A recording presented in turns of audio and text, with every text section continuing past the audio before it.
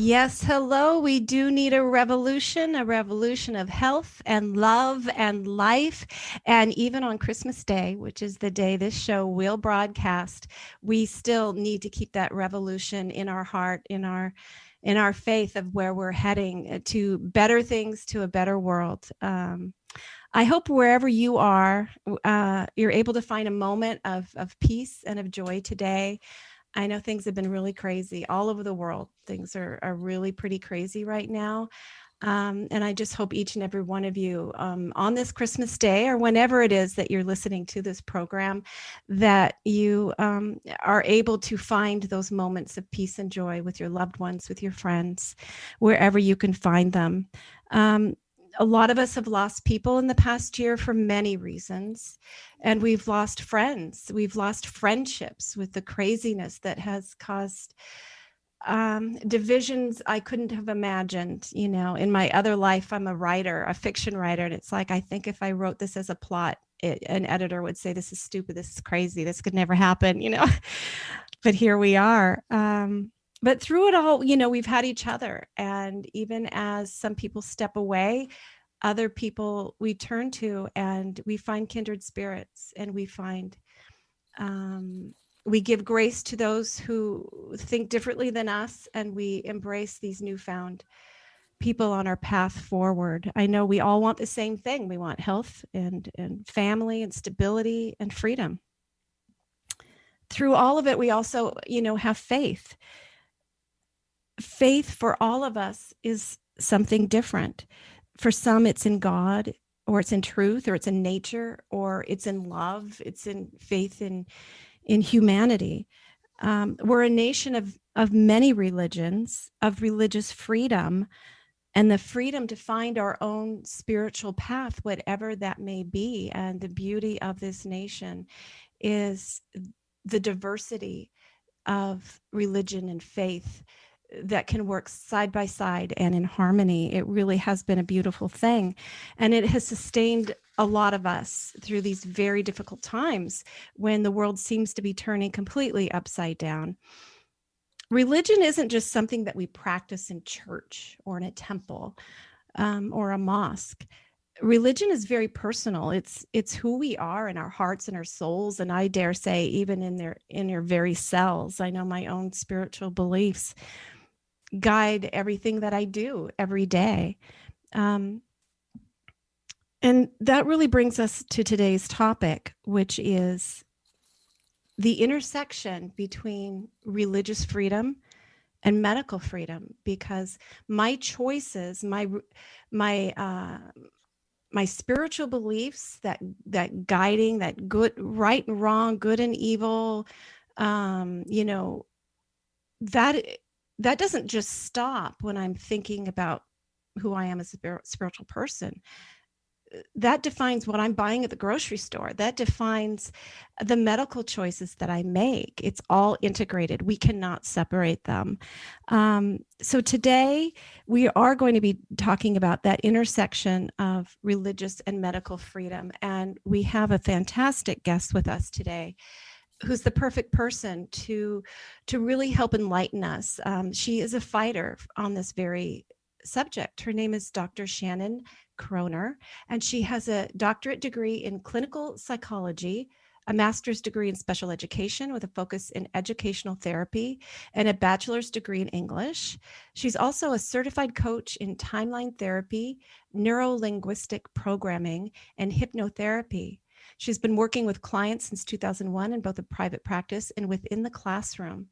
Dr. Kroner is a coalition member of Physicians for Informed Consent, an organization that I support as well, and so does Informed Choice Washington.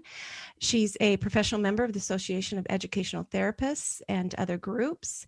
She's completed a dissertation entitled Childhood Vaccinations, the Development of an Educational Manual. In her free time, she actively fights for parents' rights against the restrictive legislation in California. And unfortunately, that seems to be spreading everywhere. And she's one of the co-organizers of One Conversation. She's also the creator of the social media groups Save California's Charter Schools and California for Medical Freedom. In 2019, Dr. Kroner began the organization Freedom of Religion United Solutions for Us, a coalition of religious leaders from all faiths standing united in protecting religious freedom under the First Amendment. Welcome so much, Dr. Kroner, or shall I call you Shannon? You can call me Shannon. It's fine. Okay. Thank Welcome. you so much for having me on. Oh, you're welcome. Yeah, welcome to an Informed Life Radio. You know, our mission here is just to help people make informed choices. And, you know, we're not here to give medical or legal advice or religious advice. And, you know, we just want to provide food for thought for people to go explore and to be critical thinkers. It's so very important. Before we move forward, I talk a little bit, if you could, about that one conversation event that you organized, because that was so interesting how it finally looked on stage. So just tell listeners what one conversation was all about. So that was back in 2018. I had this idea of doing a debate with, and I hate using the word anti-vax, but for this purpose, I'll say pro versus anti. But really, I mean, it was just I was trying to get a group of doctors and scientists from the whole spectrum of views on vaccination to all get on a stage together and talk about the vaccine controversies that are going on right now. And it was all set. I had it planned for Atlanta because that's where the CDC is. So that's why I chose that spot.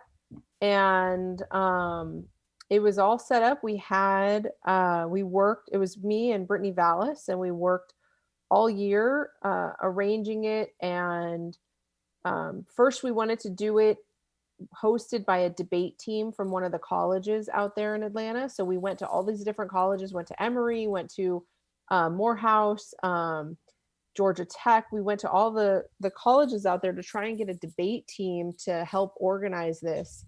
And each one of them, they considered it, and then they went to their higher ups, the directors of their school, that squashed the idea and said, no, they will not sponsor, they will not host.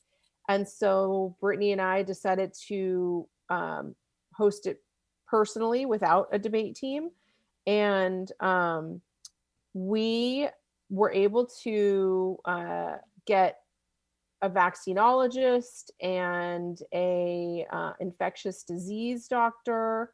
We got an OBGYN, and then we got who was the other? Another another scientist, and they had all agreed to do this on stage with people such as Dr. Bob Sears, Dr. Tony Bark, Dr. Sherry Tenpenny, Del Bigtree, Dr. James Lyons Weiler. We had all these people that all agreed. And then right about, I would say 2 weeks before the date that it was scheduled, the American Pediatric Association stepped in and said that they were against what we were doing. And then it was the American Academy of Pediatrics. They stepped in, and then so did the director of the vaccine department at Emory. He, Orenstein, he stepped in. I had actually also invited Stanley Plotkin to be a part of it. He sent me a really nasty email calling me. What did he call me?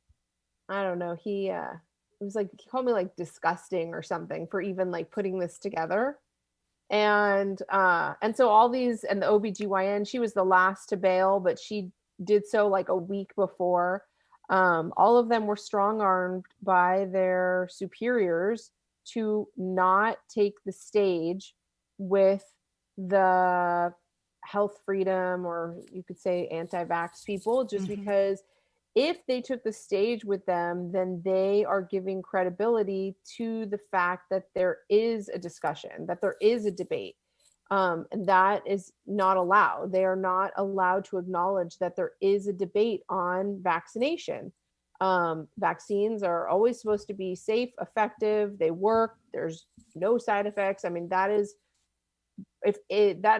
what they have to say, and that's what they have to do. And if they step on a stage with someone like Dell Bigtree, or Dr. Sears, if they step on a stage with these people and have the conversation about, well, sometimes there are adverse reactions, or sometimes vaccines don't work, then they lend credibility to our argument that Right. vaccines are not safe all the time. So, and one of the things I found fascinating about the Dr. Wakefield's new film, the 1986 The Act, was it brought you through the history of vaccines and public health working together.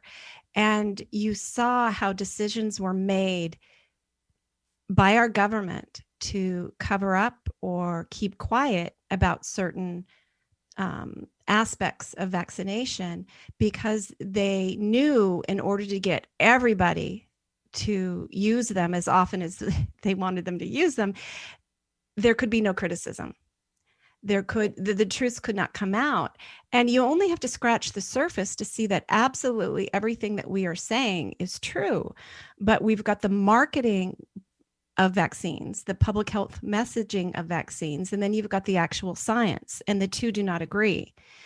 And it is infuriating. But the beauty of your event did take place. And it was so powerful to see a stage. You left the chairs for the doctors who didn't come. And I think that was really smart, because the power of the empty chair just sitting there, that they were forbidden to discuss right, actual science, and it's like, you were searching for a better word other than anti-vaxxer, because most of the people in our movement, I mean, there's a percentage that would consider themselves anti-vaxxers, but so many are we just want scientific integrity in vaccine policy.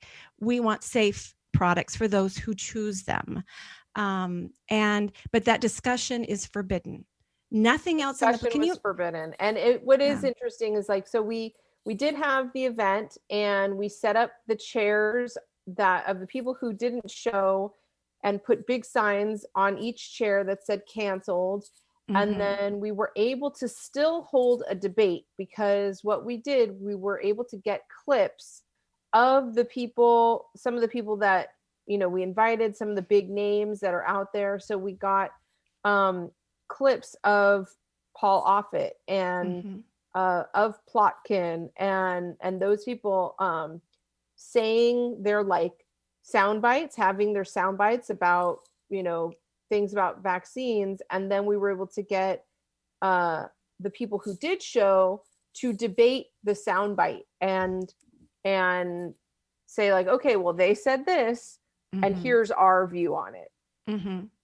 So. Yeah, it was beautiful. So thank you for doing that and all that work. I think it was successful, even though it didn't end up the way you had originally intended. Successful. Yeah. I mean, I know that we had, I want to say it was something like 30,000 views within the first 24 hours. And that was just streaming through the Highwire YouTube channel.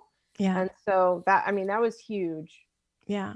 And what we're seeing now, I mean, I feel like COVID has really exposed the fact that this machinery, the public health collaboration with the pharmaceutical industry to use their liability-free products with no criticism, it's imploding or exploding, or maybe both at the same time, but everything is falling apart, and they're having to censor more and more and more. And I see them moving. I see the seeds out there in some of the major articles that they're moving next toward books, that they're going to go after Amazon and Barnes and Noble to stop selling the books. And it's so insane. But it's going to eventually backfire, because truth will win. Right. And that's a whole other conversation that I would, love to have, but what we want to focus on today really is that crossover between medical freedom, really freedom of speech, but freedom of religion. So you founded this group, which I mentioned, in your bio. How did this come to be something that you wanted to do? What do you have some personal drive that brought you here?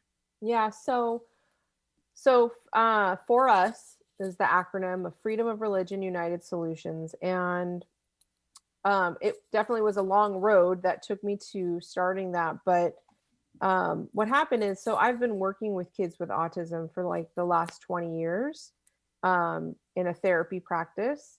And I kept hearing the same story. Before I even knew what autism was, I would, like, at the very beginning, when I was still learning, and I would go and do an intake with the families, and I would say, was your child born like this, or how did this happen? And they would always say this. I got the same story every time, that their child was born fine, healthy, normal, had a few words, was meeting their milestones, and then after a round of vaccines, something happened and they lost their speech, or they lost their connection with people, lost their eye contact.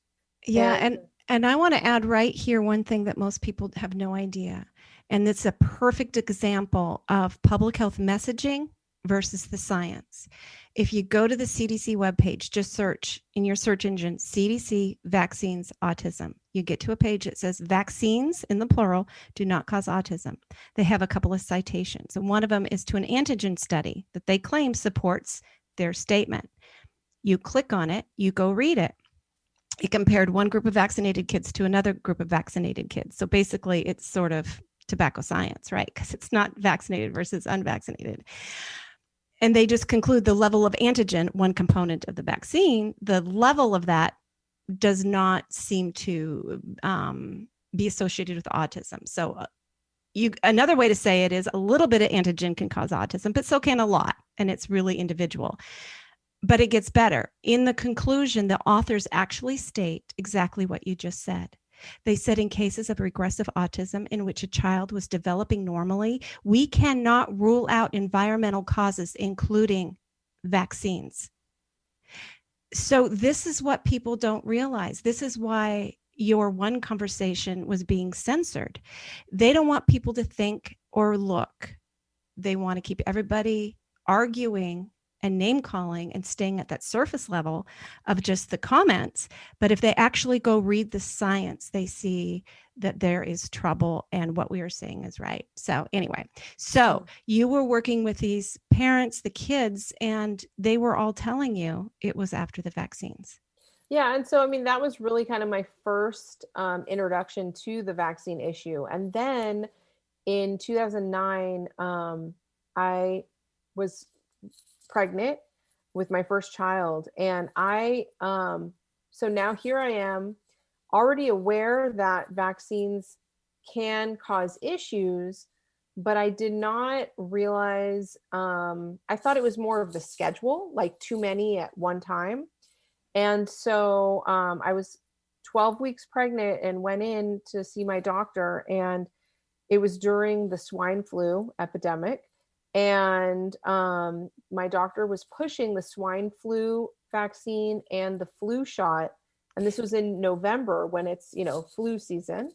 And did your doctor tell you that those vaccines were not licensed for use in pregnancy, that it was an off-label usage being pushed by the CDC, but they weren't licensed for that use? No, so that never happened. However, I was like, in my mind, I had already done some research on vaccines. And so I was smart enough to decline the swine flu vaccine. And I remember my argument with the doctor at that time saying, it just came out like a month ago. There hasn't been that much research on it. I really just don't want to do it. And so the doctor had said, well, the flu shot that we carry is preservative free, so you'll be fine.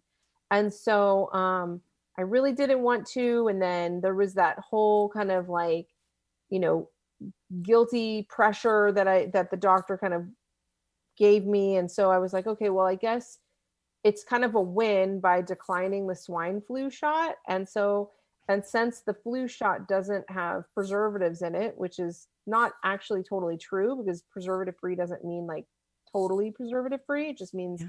a lot less of the preservatives. And so I got the preservative free flu shot. And then within about, it was something within like 24 to 48 hours, I started to leak amniotic fluid. Oh, And I ended up at the ER and I lost 95% of my amniotic fluid. And then I was told that I was going to lose the baby. I was told that I only have 5% of fluid left and that the chances of survival are practically nothing. However, there was still a heartbeat. And so I went for 6 different opinions because I was not ready to give up on my child.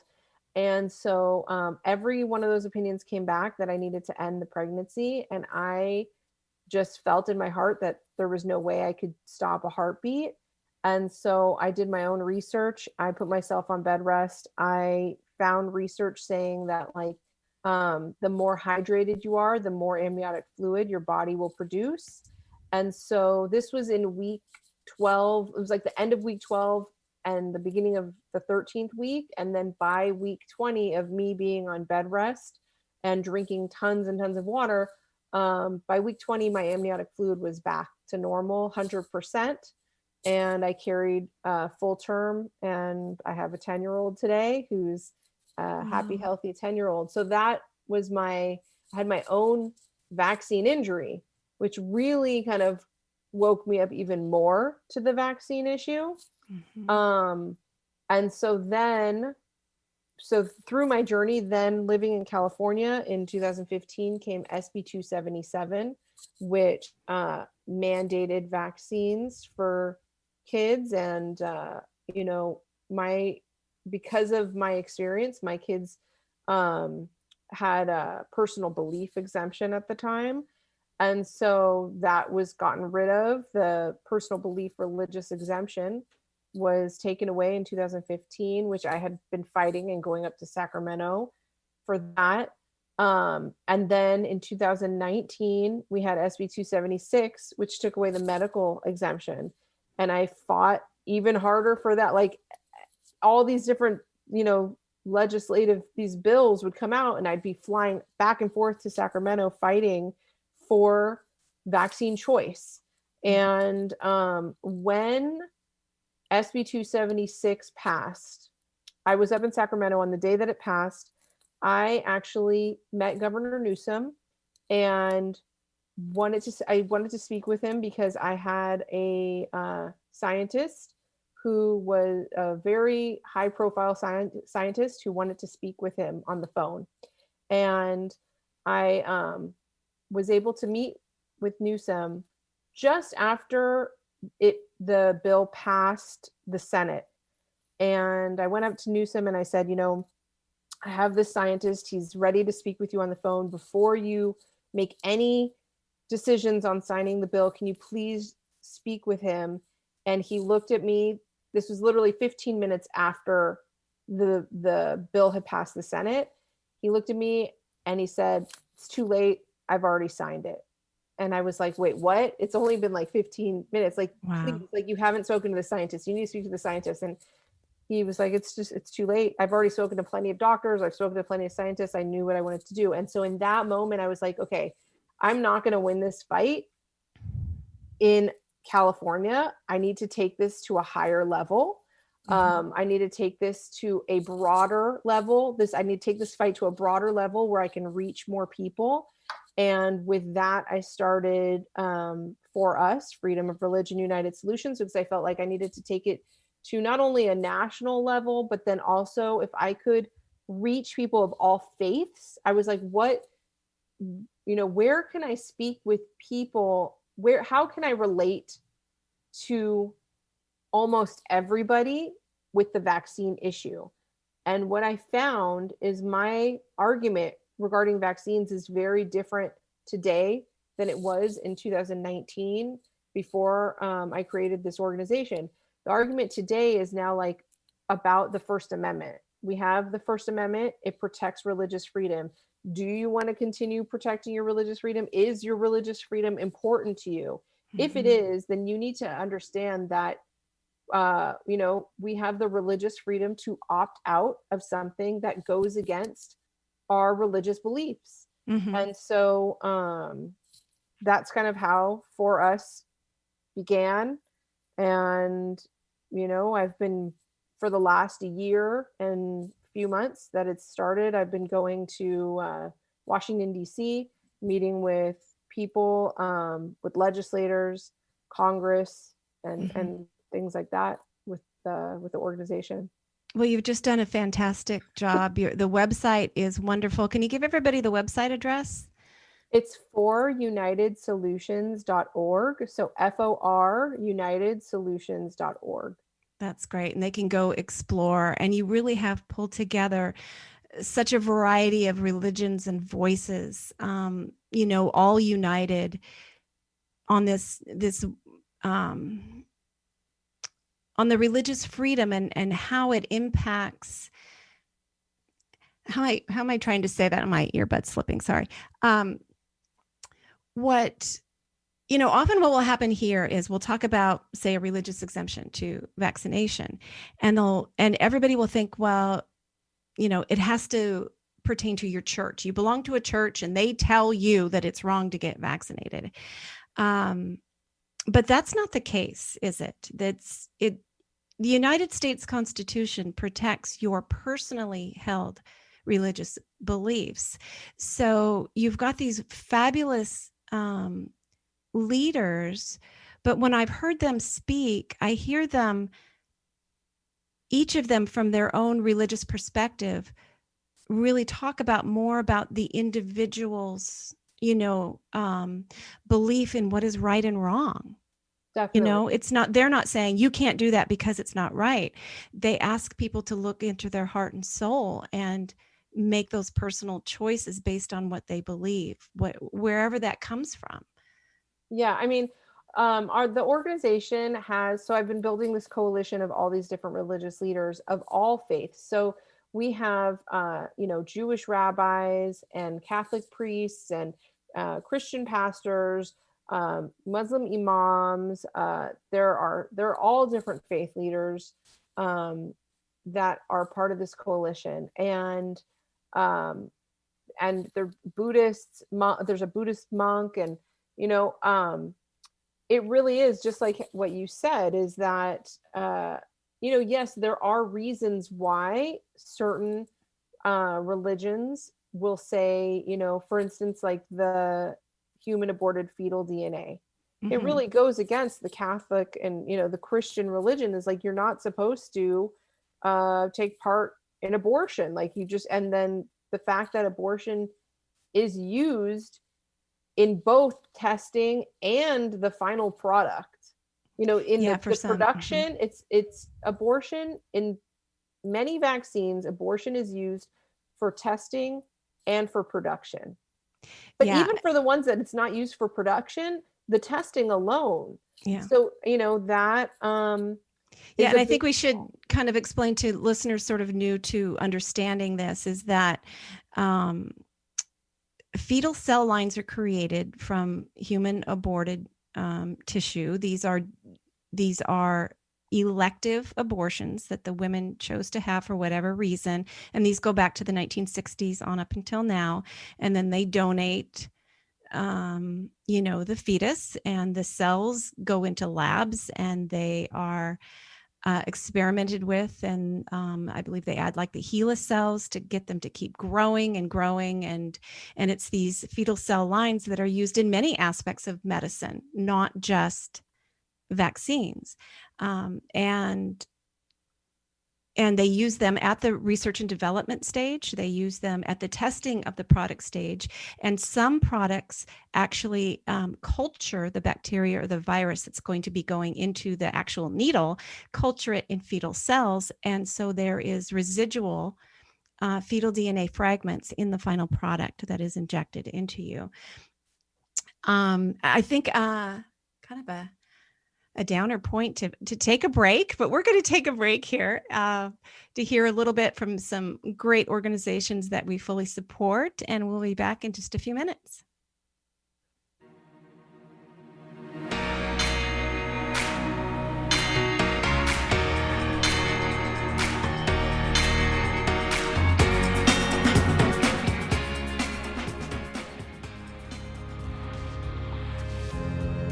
Did you know that in 1986, Congress passed the National Childhood Vaccine Injury Act, granting liability protection to drug companies for injuries and deaths caused by their vaccine products recommended to children? Did you know injuries and deaths of pregnant women and their unborn children were added to the act in 2016? Did you know that on February 4th, 2020, drug companies who make COVID-19 vaccines were placed under the liability protection of the Public Readiness and Emergency Preparedness Act, known as the PrEP Act? To learn the history of how we got here in order to protect yourself now and in the future, you must see the film 1986, The Act. Go to 1986theact.com today. Hi, I'm Lynn Redwood, president of the nonprofit Children's Health Defense. Our chairman, Robert F. Kennedy Jr., and our entire team are devoted to ending the epidemic of illnesses and disorders plaguing our children today. Through legal action, we're working to hold industries and government agencies accountable and to establish safeguards to prevent further harm. We're working overtime during this COVID-19 crisis to keep you informed about the politics and science of rush vaccine candidates. Freedom and our children's futures have never been more in jeopardy. But we can succeed. With your help, we can stop the devastation and give our children and grandchildren the healthy future they deserve. To learn more about what we're doing and how you can help, visit childrenshealthdefense.org and sign up for our free news. Please visit childrenshealthdefense.org today. Are you suffering from a sinking feeling that the COVID-19 pandemic is being blown out of proportion and that nothing in the news is making any sense? If so, then there is a fact-based, science-driven news show designed just for you. My name is Del Bigtree, and I am the host of The High Wire, the world's most trusted news source in digital media when it comes to accurate, science-based reporting on the COVID-19 pandemic. From COVID-19 vaccine development to mask mandates, school shutdowns to job layoffs, The High Wire goes beyond providing you with the most accurate, evidence-based investigations. We send you links to the sources for all of our reporting so that you can further your own investigation and come to your own informed conclusions. High above the agenda-driven circus of mainstream media, we do not run. We do not hide from the truth. Instead, we walk the high wire. If you care about truth, then join us on Instagram, Twitter, Roku, and our website, thehighwire.com.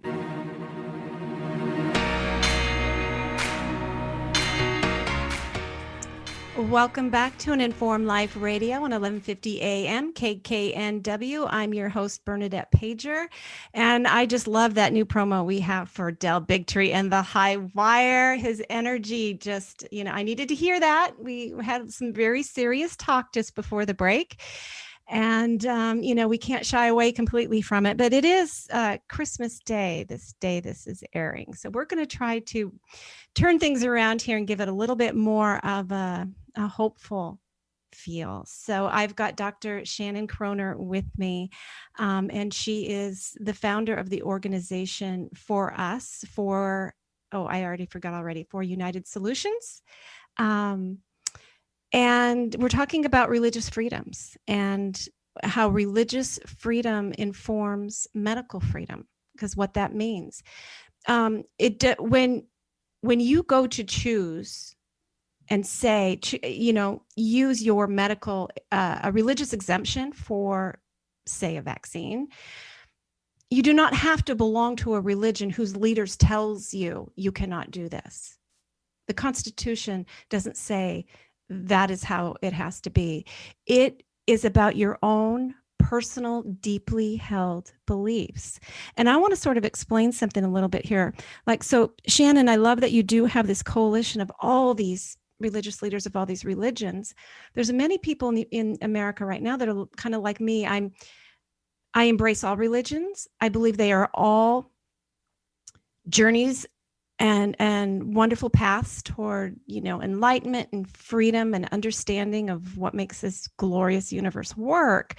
But just like some people like Italian and other people, like German food, we all have a different path. Not all of, I think that we need that variety because, we all have a different way of understanding and learning. And my own spiritual journey is very uniquely mine. And my moral compass is when I do a lot of research and I study something and I learn about it deeply, I try to act upon it in my personal life with my choices. And I can tell you that for me to choose to vaccinate myself or vaccinate my son at this moment, knowing what I know about each of the vaccine products, I would consider that to be a sin because I would be doing something that I know would cause harm, that has the potential for harm. And I also know, because I've empowered myself with knowledge, that I am not doing him harm by withholding it because I've studied how to treat vaccine-targeted infections. I know that his risk of getting them. I know the treatment options. I know what I would choose. I understand my immune system, and I continue to follow and learn. So I legitimately can claim a religious exemption because that's my own personal. A lot of people in the United States don't understand that. Can you talk to like what it says in the Constitution about the definition of religious freedoms? Is that something that Yeah, I mean, you were just talking about hope, and so I wanted to give your listeners some hope. So one of the things that I just recently added to our website, to forunitedsolutions.org, are religious exemptions. And so they're easily downloadable religious exemptions that, so for instance, if like someone's employer is requiring them to get a flu shot, and or in the near future, if someone's employer is requiring them to get a COVID shot, there are adult religious exemptions on the website. And one of the things that they say is that it talks about OSHA and like the Occupational Safety and Health Administration, and how it says, I'm pulling it up, that, hold on, let me get to the exemption form. So we have both adult and child exemptions. The religious exemptions for the children cannot be used in 5 states that have outlawed religious exemptions, but they can be. So the 5 states that they cannot be used in are California, New York, Maine, West Virginia, and Mississippi, but they should work in all the other states. Some states require further, some schools have their own documentation and things like that. Or for instance, like Florida has their own religious exemption that they expect for educational purposes. But these exemptions can be used for, there's children's and there's ones for children, there's ones for adults. The adult ones, I'm going to pull that up right now. And so anyone can go to the website and they're free to download. We are a nonprofit 501c3. So I just ask that if you are going to download it to give a donation. But they specifically say that per the U.S. Equal Employment Opportunity Commission, which enforces federal laws prohibiting employment discrimination, employers must offer religious and disability accommodations to vaccine requirements. So per the EOCC, religious accommodations to vaccine requirements must be allowed. And then also in terms of the First Amendment of the Constitution, which is meant to protect religious freedom, anyone can exercise their right to their First Amendment, to their religious freedom. And That, you know, yeah, that is a fabulous resource. So thank you so much for creating those. And then they have right on there the federal laws that protect them. It's frustrating. There are several states that I didn't know state law could then override the federal law like that. so That's that's only for children. These the adult ones, there are no right now at this date, there are no the religious exemptions, for instance, have not been taken away for adults like they have for children going to school. So like in California, there is no such thing as a religious exemption anymore. There's really not even a medical exemption. yeah. Someone has to literally, in California, a child literally has to be near death in order to get a medical exemption.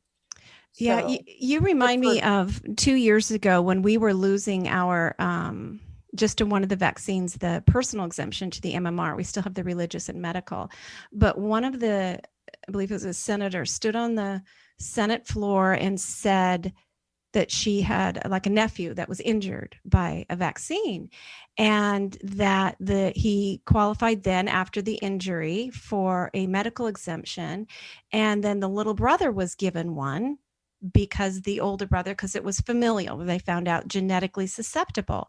And she stood there and said, see, this proves that our system works, and therefore she was voting to remove our personal exemption.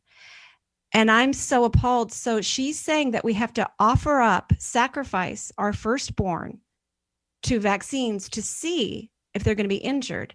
And if you sacrifice your firstborn, then we'll let you get by with not sacrificing. It didn't make any sense to me, what her argument. But here in Washington, we got a great bill that we didn't even, Informed Choice Washington didn't even know it was coming.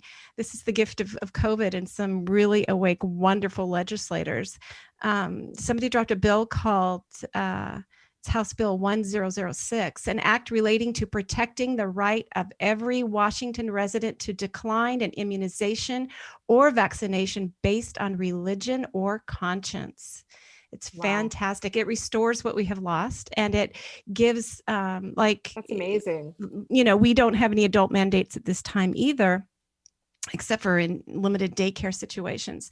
And so this gives everybody that. So I was thrilled to see that. We also have a bill coming that's COVID-19 vaccine specific. So we've got some people fighting. So my question for you about this religious exemption, it's exciting to think it's there. And I'm going to now, later on, I'll be linking to it on the Informed Choice Washington website. We've got an exemption tab, so I will be adding that and sharing that. It's very good to know. I hear from a lot of people that their company has religious exemptions, but then they have to prove it in some way. Right. And as the way I interpret the Constitution is, employers cannot be judge and jury. They cannot decide if your faith is valid. They can't give it to this one person who's of this faith, but not this person of that faith. They have no right to judge your faith. Am I understanding correctly? Yeah. So they are not really supposed to ask. They're really not supposed to ask what your religion is or why your religion says not to vaccinate. However, some employers go beyond what is really needed and will require a letter or a signature. I've gotten a lot of people who have written to me, and they send me their own employer's religious exemption forms, and the data that they want from people it's not constitutional, but then again, also, people are willing to give up this information if it means that they can escape getting a vaccine. So they will do whatever is needed so that they can keep their job and still get the exemption. So I've been getting a lot of, because the exemption that we have on the organization website, it does not require a clergy member's signature. It doesn't require someone to list if they're Jewish or Christian or Muslim or whatever. It's strictly goes by, the Constitution. And an employer is really not supposed to, like you say, play judge and jury about someone's religious beliefs.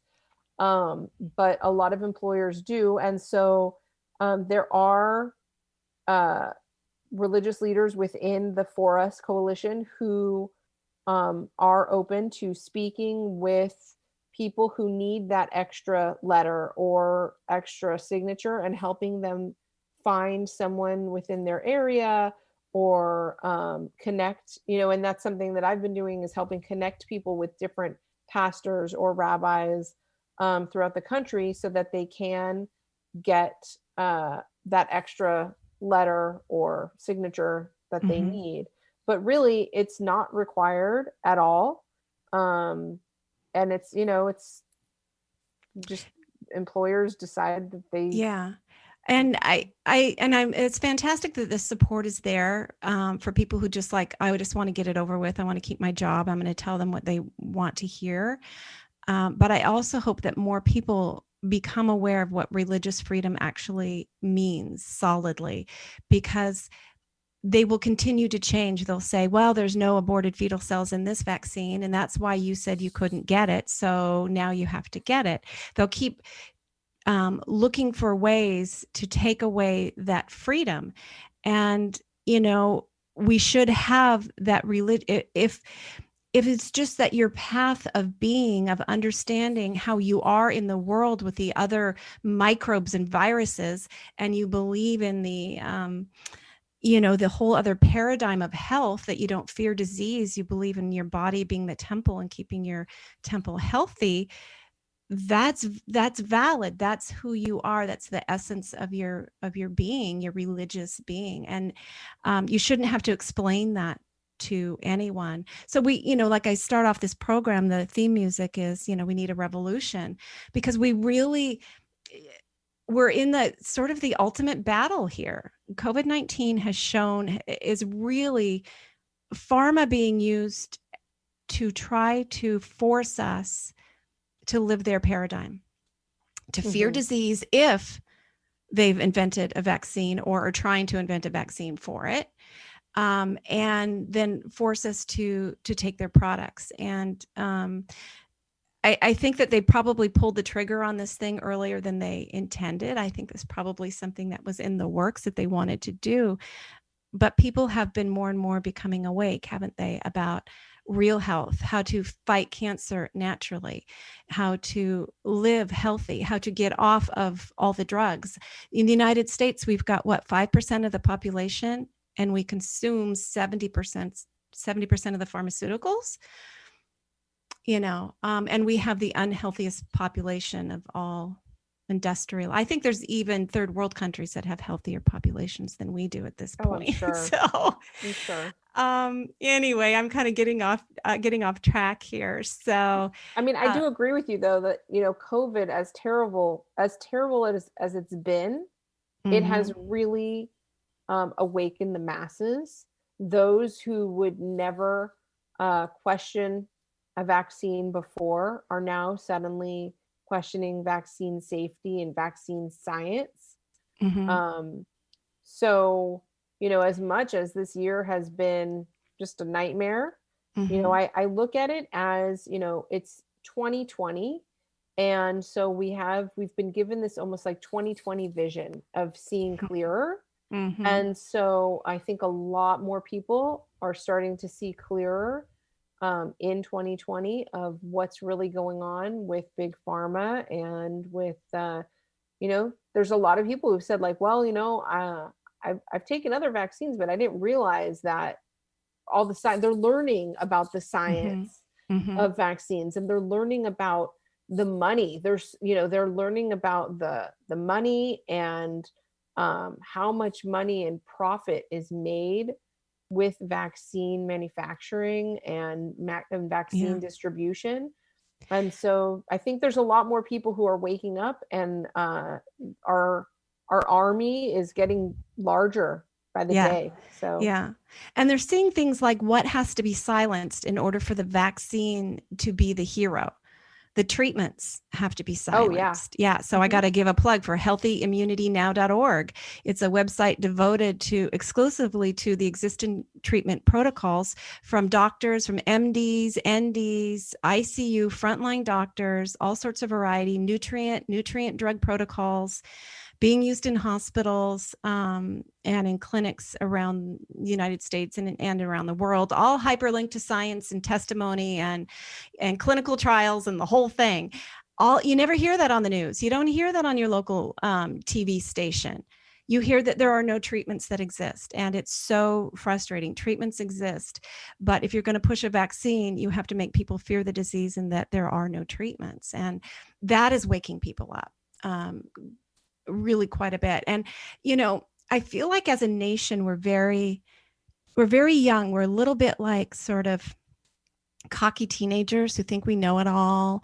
And and we kind of roll our eyes and think all is fine. But we've been living in this freedom without really fully understanding what it has meant. Because unlike other countries like Germany and France that have cultural history of invasion and really awful governments, right? They've been gathering in the streets by the hundreds of thousands, if not millions. Germany had like a million. And against the lockdown, the masking and the tyranny and everything that's been going on. But we hear kind of like we're getting some growing pains, some waking up that, oh my goodness, how easy is it to accidentally hand over your freedom? Oh, definitely. I've seen these protests, and they're just amazing. And you would think, we're called the United States, but we're so divided. It's so unfortunate how divided we have been, which is like those numbers of people are what we need every time there's a new mandate bill. Yeah. It needs to be a national thing. So for instance, this past year, New Jersey, they were lucky they were able to kill their vaccine mandate bill. But people need to really go out by the hundreds of thousands, because these mandate bills, they're going to keep coming, especially now with the COVID vaccine. I already can picture what's going to be coming for 2021, and I can tell you, state by state, there will be different types of mandate bills, vaccine mandate bills. And we really need to act as the United States. We need to be united and show up in the most massive amount of numbers for whatever the next vaccine mandate bill is. I don't care what the state is, everybody from every state needs to show up against that. It's really time to, and it's a little bit crude, but I'm saying it's time to stand up or bend over. So it's time.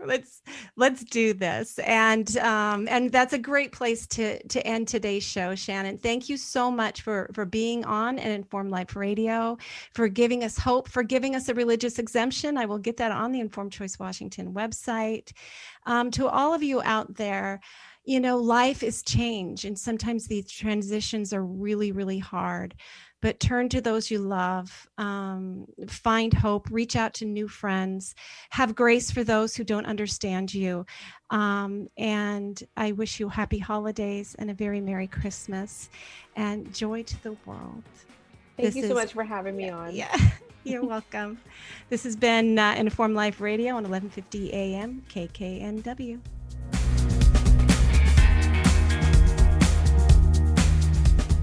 Need information about your child?